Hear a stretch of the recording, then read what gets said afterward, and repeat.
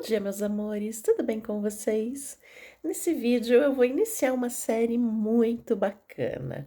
Nesse vídeo eu vou iniciar a série a respeito dos reis no tarô, as figuras de corte representadas pelo rei.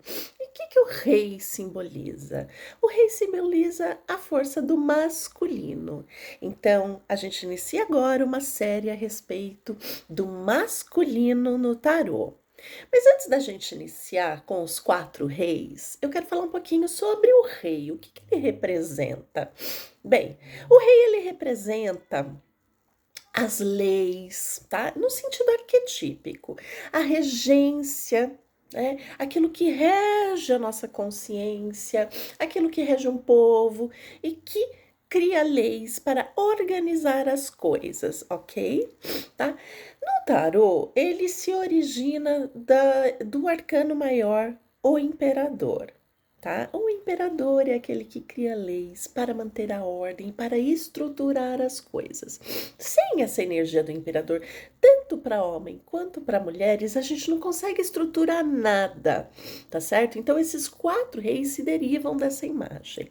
Então, aquilo que governa, que organiza, que cria as nossas próprias leis. Quais são as leis internas que vocês têm? Todos nós temos leis, todos nós precisamos de disciplina. Então, tá aí outra palavra-chave para o rei, a disciplina, tá? É a imagem de um masculino mais amadurecido, tá? De uma energia masculina amadurecida, tá? Que sabe realmente o que está fazendo ali, que sabe organizar. O lado sombra desse imperador diz respeito ao déspota, ao tirano, né? A uma estrutura mais enrijecida, sem flexibilidade, ok? Então, muitas vezes, quando a gente vai para o polo negativo do rei, da imagem arquetípica do rei, nós podemos nos tornar rígidos com aquilo, ou é do meu jeito ou não é do meu jeito, ou você tá fora, tá? E às vezes a gente deixa de ter um pouco da maleabilidade. Veja só, a energia masculina é energia de ação, é energia de consciência, de organização e de estrutura. O feminino é aquele que traz um pouco de maleabilidade, de vamos entender o outro lado, tá? Isso é uma energia feminina.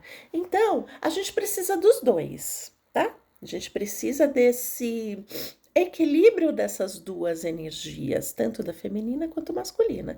Quando a gente vai muito para essa energia do rei, a gente pode se tornar assim tiranos e déspotas. Tiranos, inclusive, conosco mesmo, tá? Mas um outro aspecto da imagem do rei, que é muito simbólico e muito importante a gente comentar, é que é o seguinte: o rei, os regentes antigos, né, de povos mais antigos, das civilizações mais antigas, ele tinha uma importância crucial para um determinado povo, uma determinada civilização. Por quê? Tá? Eles entendiam que o rei era o símbolo de força e de vitalidade e de fertilidade. Então, assim, quando um rei era coroado, ele alcançava, né, o status de rei, ele já sabia que em algum momento ele seria sacrificado, tá? Em quais momentos o rei era sacrificado? Quando terminava o seu reinado, tá? Eu já estava velho e já era hora de passar para outro, ele era sacrificado, ou momentos de crise, quando, por exemplo, há uma seca, uma guerra iminente, tá? Ou quando o rei se tornava estéril ou doente, tá? Porque o que se compreende a respeito do rei? O que isso tem a dizer a respeito desse arquétipo, dessa imagem arquetípica?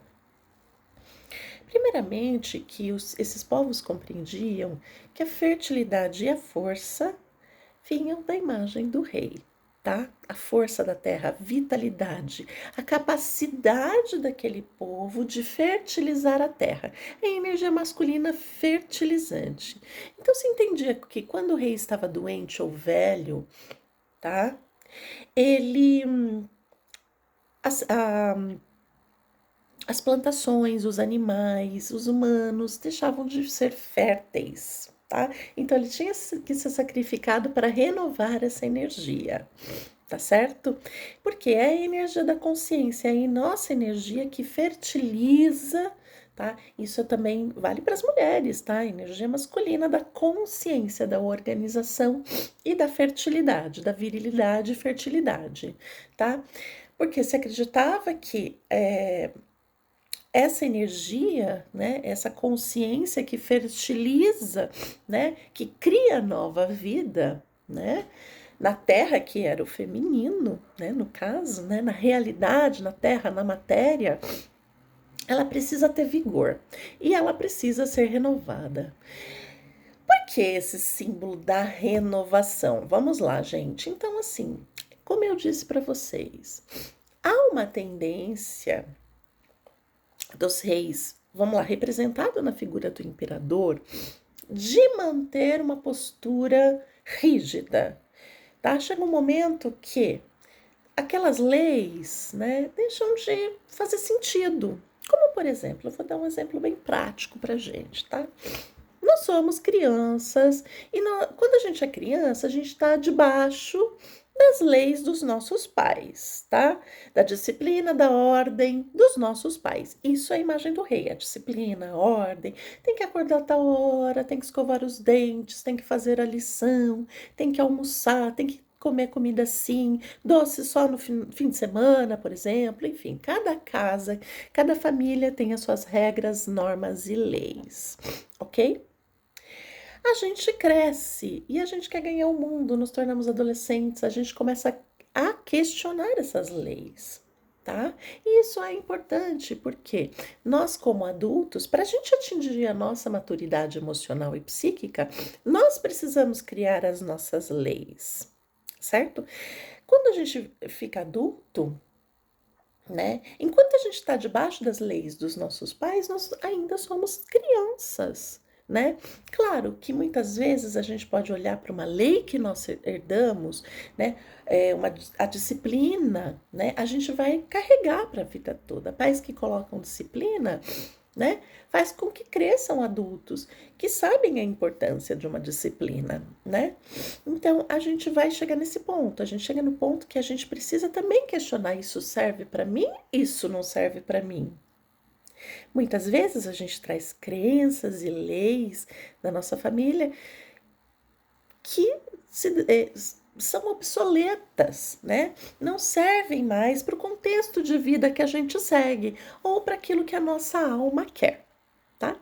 Então, é mais ou menos isso a renovação. E de tempos em tempos a gente tem que fazer isso, mesmo adultos, o tempo todo a gente precisa renovar essas coisas, senão a gente se torna petrificados, nós nos tornamos rígidos e tiranos, tanto conosco quanto com o outro. Tá? Então, simbolicamente, essa morte sacrificial do rei seria o sacrifício, né, daquelas leis que não são mais férteis, sabe? O nosso campo, a nossa vida deixa de ser fértil. A gente precisa passar por um processo sacrificial, tá? De entregar aquilo que não serve mais para nós, deixar morrer. Porque quando a semente ela cai no solo, ela morre para ela poder renascer. Então é isso que representa o rei. Essa morte é aquilo daquela semente, né? Da nova vida. Então a gente muitas vezes precisa deixar morrer, ok? Então eu fiz um apanhado geral aqui para vocês do que simboliza o rei, ok? E nos próximos vídeos eu vou falar sobre os 4 reis dos 4 naipes: o rei de copas, ouros, paus e espada. Até a próxima!